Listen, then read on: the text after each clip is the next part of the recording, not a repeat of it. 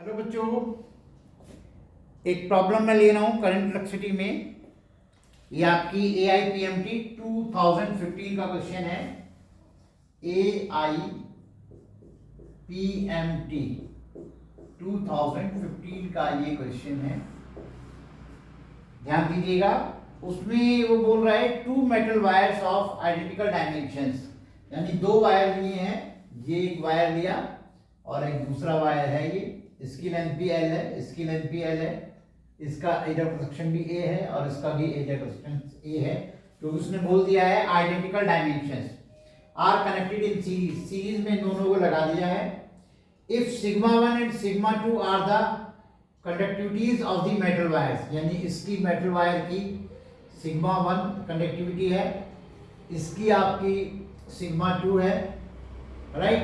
और वो कहता है effective conductivity of the combination. अगर पूरा कॉम्बिनेशन हम ले लें, ठीक है ना, तो इफेक्टिव कंडक्टिविटी यानी कि इक्विवेलेंट कंडक्टिविटी आपने बतानी है कितनी होगी, राइट। तो इसके इक्विवेलेंट अगर हम कोई वायर लेते हैं, है ना, तो इसके इक्विवेलेंट मतलब 12 लेंथ हो गई और इक्विवेलेंट कंडक्टिविटी सिग्मा हो गई, क्लियर, ठीक है ना। और एरिया ऑफ सेक्शन जो है इसका वो A हो गया, ऐसे हम मान के चल लेते हैं। यानी कि हमारे पास अगर इसका रेजिस्टेंस R1 मानते हैं, इसका R2 मानते हैं, तो इसका हम R ले लेते हैं, क्लियर हो गया। तो यहाँ पे सीरीज में है तो R इज इक्वल टू लिया हमने R1 प्लस R2, और R1 का मतलब हो गया rho L upon A, rho L upon A, rho 1 हो गया ये, और ये आपका रो 2 L अपॉन A, ठीक है ना। और ये जो इक्विवेलेंट हमने लिया है तो इसका R is equal to rho L 2L हो गया अपॉन A, ठीक है ना, ये वैल्यू हो गई, क्लियर। तो यहां पे ये मैं लिख देता हूं रो 2L, ध्यान रहे ये 2L इसकी लेंथ हो गई, ठीक है ना, और ये आपका A, ओके। तो अब आप देख सकते हैं पूरा L कॉमन लेके काट देंगे, आपका A कॉमन लेके काट देंगे, तो 2 रो इज इक्वल टू हो गया रो 1 प्लस रो 2, ठीक है ना। और जैसा कि हम जानते हैं rho is equal to 1 upon sigma होता है, या ये कह लीजिए sigma is equal to 1 upon rho होता है। तो ये आपके पास हो जाएगा 1 upon sigma 1 plus 1 upon sigma 2 और ये 2 अपॉन सिग्मा। तो ये हमारे पास हो जाता है 2 upon sigma is equal to sigma 1 plus sigma 2 upon sigma 1 into sigma 2। तो ये हमारे पास हो जाएगा बच्चों sigma upon 2 is equal to sigma 1 sigma 2 upon sigma 1 plus sigma 2। तो फाइनली हमारा आंसर आ गया sigma is equal to twice sigma 1 sigma 2 upon sigma 1 plus sigma 2। ये हमारा फाइनल आंसर आ गया। तो जाहिर सी बात है मुझे 4 ऑप्शन दिए हैं, उसमें A ऑप्शन जो है आपका करेक्ट आंसर है, क्लियर बच्चों।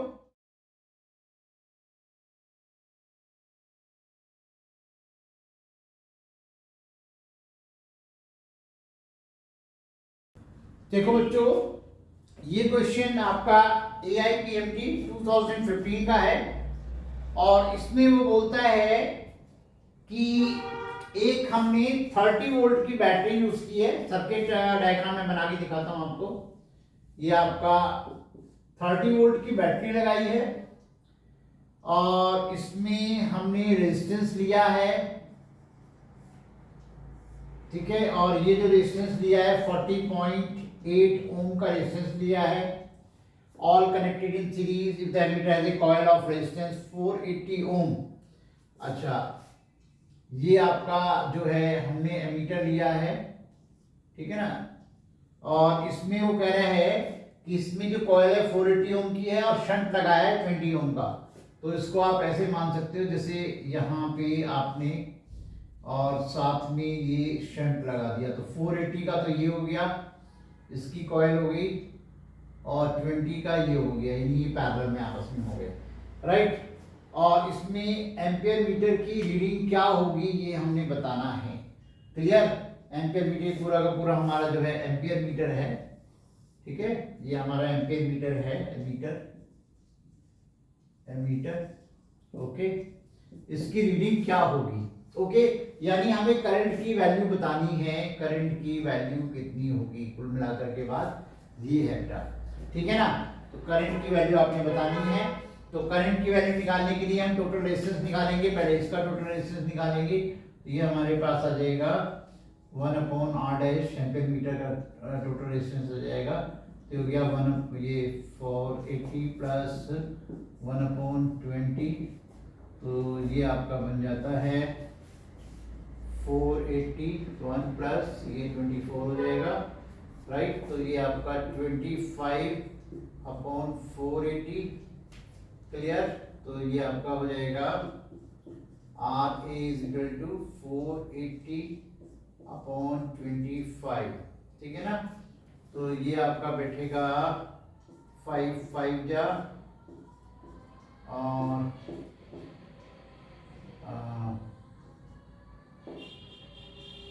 ये आपका जो है 19.2, राइट। यानी RA एम्पीयर मीटर का जो रेजिस्टेंस आ गया वो 19.2 ओम का आ गया बेटा, ठीक है बच्चों। तो अब आप ये देखिएगा कि हमें करंट निकालना है। करंट होगा total voltage upon total resistance, और इसमें आ जाता है टोटल वोल्टेज का मतलब 30 हो गया और टोटल रेजिस्टेंस का मतलब हो गया 40.8 प्लस 19.2, यानी कि ये हो गया 30/60, यानी ये हो गया 1/2, दैट मींस 0.5 एम्पियर हमारा फाइनल आंसर आ गया।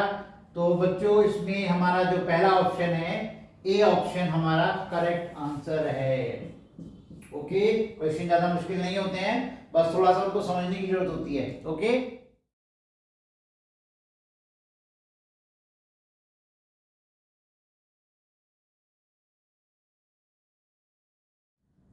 हेलो बच्चों, ये क्वेश्चन देखिएगा based on Wheatstone bridge. Meter bridge के केस में आप जानते हैं P/Q = R/S लगाया जाता है जब बीच में गैल्वेनोमीटर में कोई करंट फ्लो नहीं होता। तो इसमें जो है आपको जो सर्किट डायग्राम दिया हुआ है ये AIPMT 14 का है, 214 का है, ये 2014 में आया हुआ है। और इसका डायग्राम इन्होंने ऐसे बनाया हुआ है, ये देखिएगा, ये मीटर ब्रिज इन्होंने दिखाया गया है। इसमें यहाँ से गैल्वेनोमीटर लिया हुआ है, इसमें ये A पॉइंट लिया है, ये B पॉइंट लिया है, इधर आपका L1 है, इधर आपका 100 - L1 है, इधर ये 5 ओम है और इधर R ओम है, और ऊपर इन्होंने जो है ये साइन दिया हुआ है, ये की दिखा रखी है, ओके। ये इन्होंने इस तरीके से क्वेश्चन में दिखाया। तो जाहिर सी बात है, हमें मालूम है P/Q R/S हम पर अप्लाई करेंगे when no current through galvanometer, ठीक है। तो पहली जो इसकी कंडीशन होगी, पहली कंडीशन के जैसे क्वेश्चन में बता रखा है, तो फर्स्ट कंडीशन के हिसाब से तो इसमें 5/R is equal to L1/100 - L1, 100 - L1, ये पहली कंडीशन हो गई। दूसरे में वो कह रहा है कि इसके अक्रॉस हमने पैरेलल में R रेजिस्टेंस लगा दिया। अगर इसके अक्रॉस R लगा देंगे, ठीक है ना, तो मतलब सिचुएशन ये बन गई। मैं आपको देखो दिखाता हूँ ये चीज।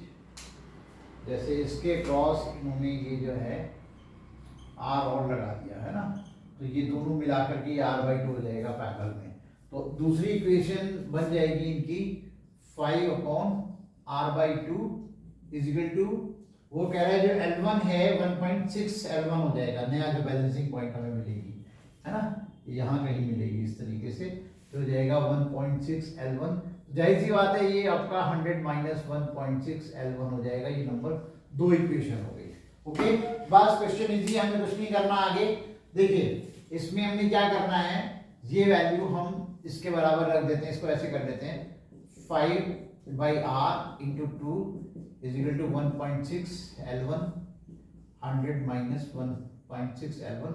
ये इक्वेशन हमारी दो ऐसे बन गई है ना, ऐसे कर लो चलो इसको, ठीक है ना।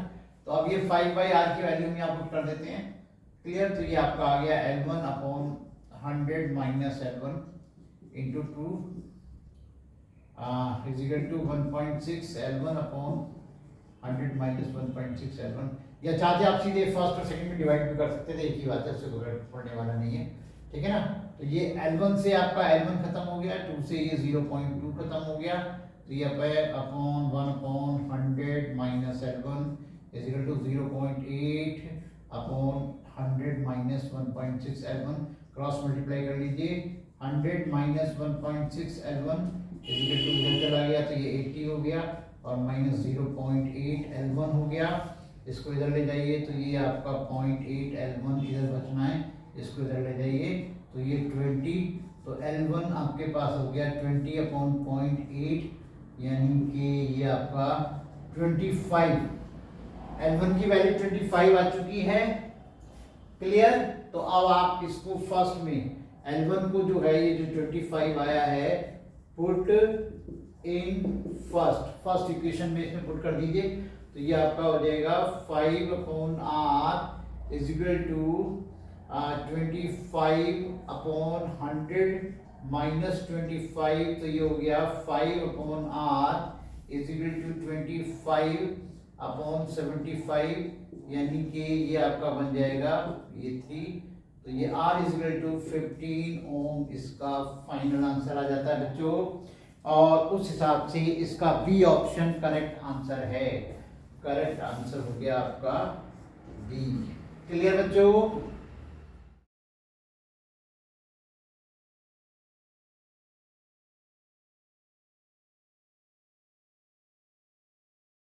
हेलो बच्चों, अब मैं क्वेश्चन ले रहा हूं AIPMT 2009 का। तो इसमें क्वेश्चन में आप देखिए बहुत ही आसान क्वेश्चन है, बहुत ज्यादा आसान, राइट। आप लोग क्वेश्चन देख के घबरा जाते हो, लेकिन बहुत ही आसान क्वेश्चन है। देखिए मैं आपको दिखाता हूं कैसे। ये आपका EMF E1 है और ये R1 रेजिस्टेंस है और दूसरा सेल यहाँ लगा हुआ है और उससे पहले रेजिस्टेंस लगा हुआ है। चलिए रेजिस्टेंस लगा देता हूँ, उससे कोई फर्क पड़ने वाला नहीं है, बाद में भी सेल लग सकता है, ठीक है ना। तो उसके बाद ये रेजिस्टेंस है, ये देखिएगा है ना, ये R रेजिस्टेंस है। यहाँ से I1 करंट फ्लो हो रहा है, यहाँ से I2 करंट फ्लो हो रहा है। ये आपका R2 रेजिस्टेंस है और ये आपका E2 EMF है, ठीक है। अब इसमें I1 I2 प्लस करके इधर चले जाएंगे, ये आपका I1 प्लस I2, ओके। सीधे सीधे बात करते हैं इसमें, किरचॉफ वोल्टेज लॉ लगाते हैं KVL, ओके। और इस लूप को लेते हैं बेटा। जब हम इस लूप को लेना शुरू करते हैं तो देखिए एकदम से आपका आंसर आएगा। तो ये आपका हुआ E1 माइनस, अब इधर गए ये रेजिस्टेंस है तो ये आपका हो जाएगा minus I1 plus I2 into R, और उसके बाद घूम के इधर आ गए, राइट। तो ये हो जाएगा minus I1 R is equal to 0, ठीक है। बाकी ऑप्शन हमें चेक करने की जरूरत ही नहीं है, इसी से हमारा करेक्ट आंसर आ जाता है ये ऑप्शन। बाकी आप चेक कर सकते हो, सारे लूप ऐसे ही KVL लगा करके आप चेक कर सकते हो, राइट। बहुत इजी क्वेश्चन भी आते हैं, क्लियर बच्चों।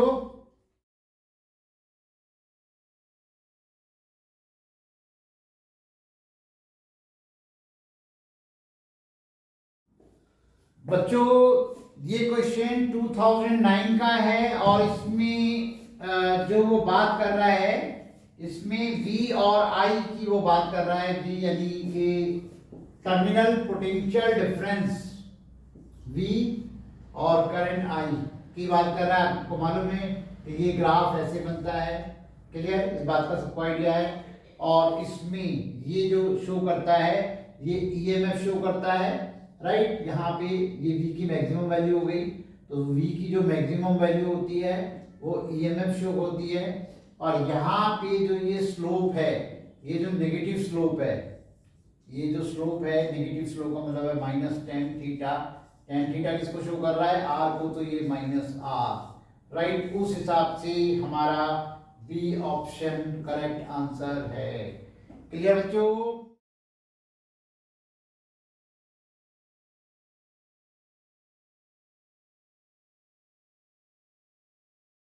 ये बच्चों 2008 का क्वेश्चन है, 2008 का ये क्वेश्चन है।